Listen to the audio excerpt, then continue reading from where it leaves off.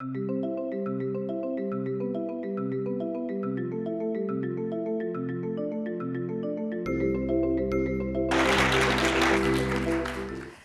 I just want to say really quickly before I get started that you all are an amazing audience, and I'm just so honored to be among you. Like, I really wish that I take y'all home with me right now. Y'all are just awesome.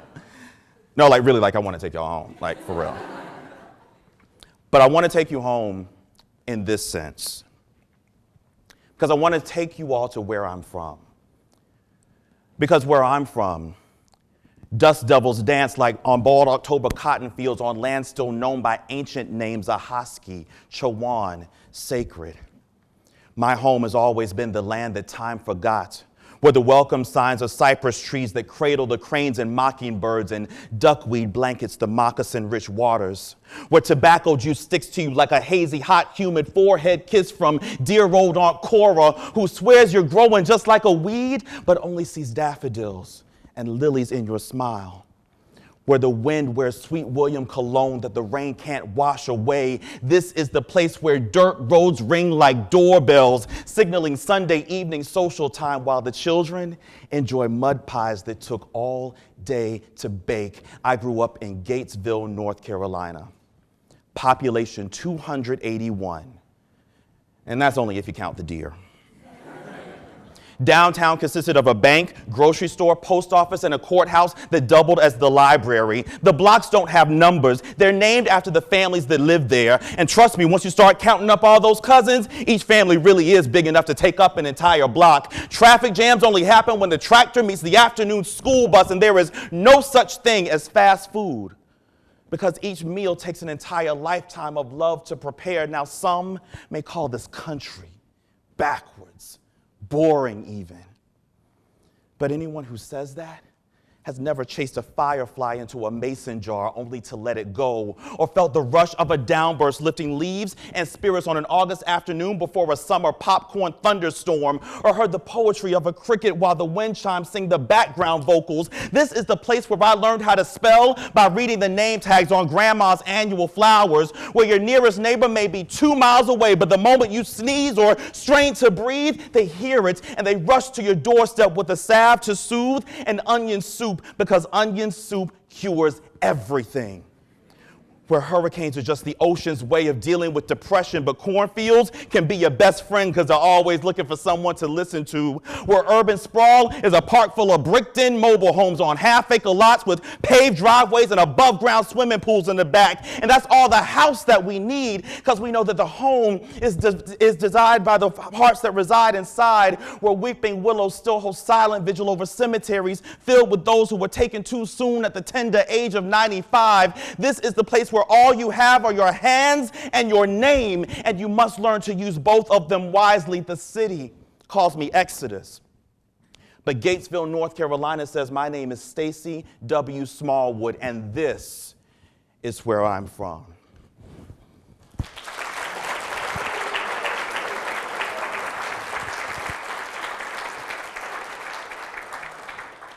So see, y'all went home with me. Wonderful. I wanted to start with that because the bio was read, and there's a lot of information about who I am professionally in the bio, but I wanted you to have a sense of who I am as a person. I wanted you to have a sense of my humanity. I wanted you to have a sense of my sensibility, the experiences that I've had that have shaped the way that I view the world and the way that I approach research and my own research studies even now. And I want you to keep that thread of the humanity of science in the back of your head as we go through the rest of this talk.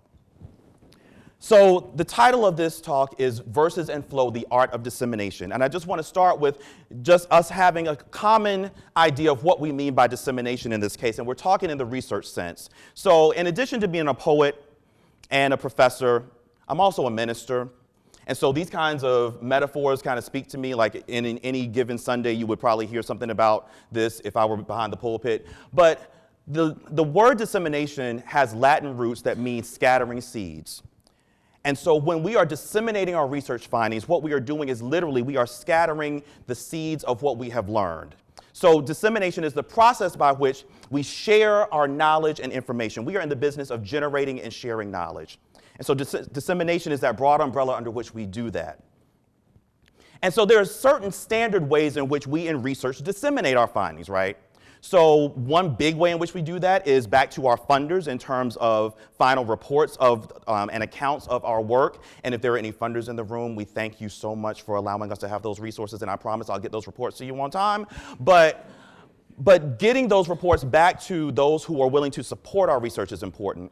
But kind of the bread and butter of how we as researchers share our information and disseminate our results is through publishing, through peer-reviewed journal articles, through books, through presentations at conferences, but also through the development of new frameworks, the innovation that we use in taking our research findings and applying them to new ways of doing things. So these are the standard kinds of ways in which we share information that we learn in the academia. But my feminist experience always leads me to ask the question about who's missing. Who's missing in our dissemination strategy? So I want us to go back to that whole image, that metaphor of sowing seeds, of the farmer that is casting out the seeds on the ground. What happens when we're just simply picking up the seeds and scattering them is that there may be certain pockets of soil that get plenty of seeds at the expense of those who may be on this side. Sometimes that may be a conscious decision, that we make choices about where we are going to share our information, share our seeds. Sometimes it may happen unconsciously. I'm left-handed, so it may be a natural tendency for me to cast plenty of seeds on the left, and every now and then I only make it to the right. So sometimes it's conscious, sometimes it's unconscious, but the problem is that whether we choose to or not, there are certain pockets that are getting all the seeds, they're getting all the resources, they're getting all the knowledge, and then there's other pockets of very fertile soil that have the potential to support those seeds and grow them into something beautiful, but they're not getting the resources, they're not getting the information. And so it's very important, I think, as we think about research writ large, as we think about science, we have to think about who's missing, who's not getting access to the products that we are creating in academia. And so our dissemination strategies have been traditionally limited. And they're limited in a few ways. One is in terms of resources. Oftentimes when we think about publishing or writing our articles or doing our presentations, it's after the funding is already done. And so there's not a lot of support for us to keep, for example, the graduate assistants or the research assistants on to be able to help us to churn out these products in innovative ways so that we can get them out to a broader audience. And the audience itself is limited. When we're talking about peer-reviewed journal articles, when we're talking about conference presentations, we're really focused on those who are already in this ivory tower, already in this research mechanism. But there may be plenty of people who are on the outside, what we may consider more of the lay people, who could take this information, synthesize it, and do amazing things with it, but if they're not at those tables, they don't ever know what we're doing. So our audiences have been limited. Our communication strategies have been limited. As I mentioned, there are standard ways in which we communicate our research findings. Those, by the way, are also the ones that are valued in terms of tenure and promotion for those of us who are tenure track or tenured. And it's very easy for some of those other more innovative, creative, expansive communication channels to be left by the wayside because we simply have to focus on so many things that we don't always have the time to innovate.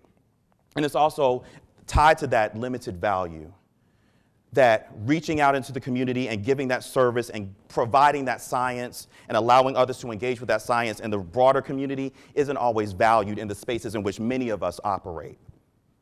And so the question then becomes, how can we be more innovative in our dissemination strategies? How can we cast open the doors of the gates of knowledge to more and more people so that they can engage with it, and also get more and more people into the pipeline of becoming scientists? Expose them to the things that we're doing, allow them the space to innovate and think about them in different ways, but also let them know that they too can enter into this space. So I want to take this time to just talk about a few of the ways in which I've done that with some projects that I've been involved in. And the first is through, the common thread through all of these is finding the humanity in science. I started this by wanting you to know something about who I am. My standpoint in the world informs the way that I approach my research questions.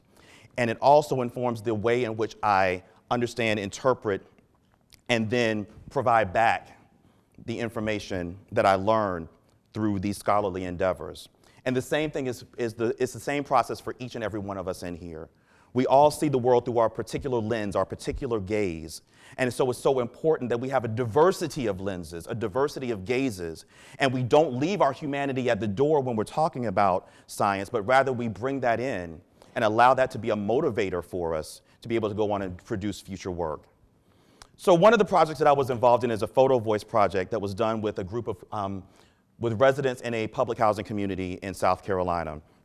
For those who may be unfamiliar with photo voice, it's a participatory action methodology in which you give we did digital cameras. We gave digital cameras to public housing residents and asked them to document the world through their eyes, asked them to tell their own stories. And so they are literally bringing the research questions that we have to life through their own experience. And it also serves as a way for us to kind of take the lid off and be able to look deeper into the circumstances that affect some of the research questions that we have. And so I want to offer as one example, one of the most powerful pictures that came out of that photo voice project. It's called Stronghold, and it was taken by Tangenique Paulin Anderson. I had to make sure I got her last name in because she worked really hard for that last name, and I wanted to make sure that I honored it. But I want you to take a moment to engage with this picture. I want you to take a moment to let that sit with you, that image.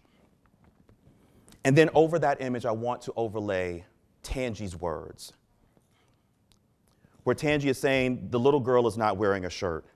She's holding the baby's hand as the third child follows. The baby's diaper is nearly down to his knees. None of the children are wearing shoes, and it rained that day. This happens regularly. The eldest child is responsible for taking care of the younger ones.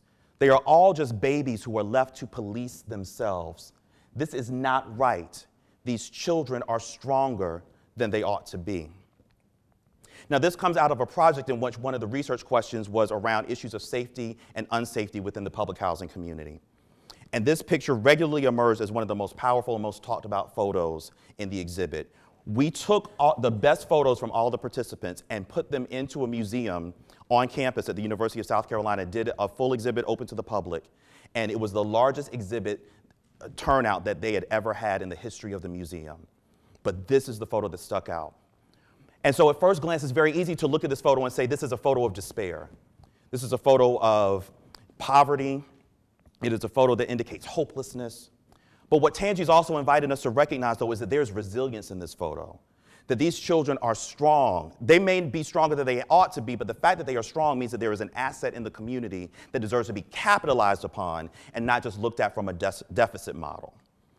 So again, this is another way in which we are able to disseminate to a wider community what the findings of our research are. And I think that this has been alluded to very powerfully in the work that Chi-Chi presented earlier.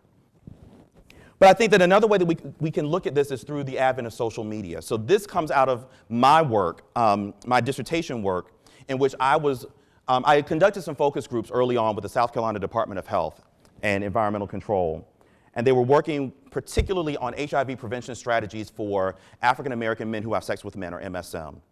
And they wanted to know what needed to be done to improve the provision of services for African American MSM and HIV prevention.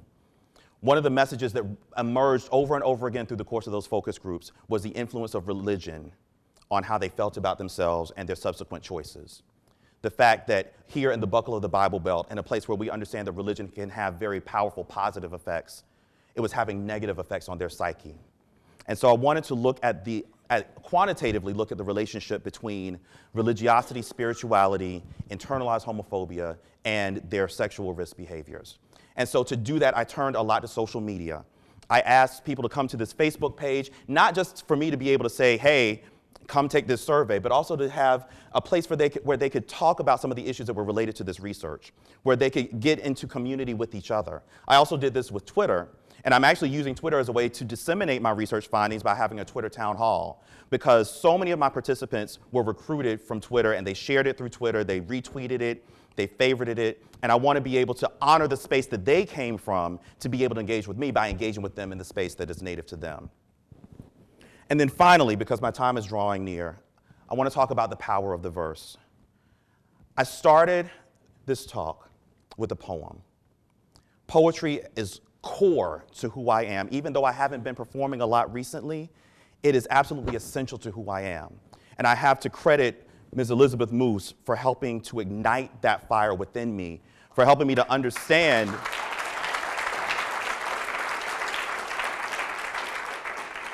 that my experience matters and that it is something that it's deserving of being shared, because I'm not the only one who's out there. And if my words can help to give voice to someone else's experience, then I owe it to them and to myself to create that shared space through the power of poetry.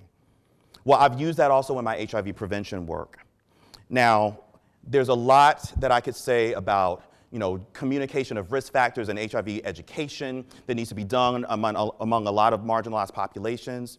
And there's a lot that needs to be said about how we get people who are living with HIV into care, as well as keeping them in care and letting them know what the components of their care are like or what they mean. But these people are not just coming as people who have a virus in their blood. They're coming to us as humans who have emotions, who have fears and anxieties. And sometimes we have to speak to those fears and anxieties and their concerns before we can get into the science. And so I want to share a poem that I wrote as a result of an interaction that I had with a young man who had just been diagnosed with HIV, and the process that we had to go through for him to even be able to listen to what his care regimen might be like or what he might experience, for us to be able to connect on that human level. So this is a poem for the newly diagnosed. He tells me, ain't nothing silent about this killer. He could hear it humming like mosquitoes stuck in wax, the fluttering of hunger grumbling in his gut, eating him from the inside out. He says it feels like fire shut up in his bones, scorching his marrow black. He doesn't know what to do with this. His mother didn't teach him how to stretch his muscles around this kind of weight and still balance a polished praise upon his bottom lip. For him, they always fall, too easily tipped by taste buds that only know bitter these days. With him, I trade hats like name tag. Hello, my name is your personal health educator. Yes, there may be a way to estimate how long you've been infected. Yes, the virus can be undetectable if you take care of yourself. No, Magic Johnson is not cured, and don't you take medical advice from a woman named Cookie unless she has an MD and a lot of gray hair. Then come the tears. Scratch off educator, write in friend. I can't imagine how you're feeling, but I'm here if you need to talk. And he does. He doesn't ask about counts or cocktails. He speaks to drown out the droning of devil wings in his ears. I've been expecting this day for most of my life, he says. Ever since he first fought his way out of his brother's bed, it's followed him like a ghost, watching him from the branches of trees outside his lover's windows, looking down on him from the tops of elevator shafts, clinging to the cloth in the back seats of cars he's christened. He's been cut more times than he has skin to split, slipping the scars between pedicured toes, behind his ears, in the creases of armpits, but now he has no more hiding places, can't find a cave big enough to stuff this secret in.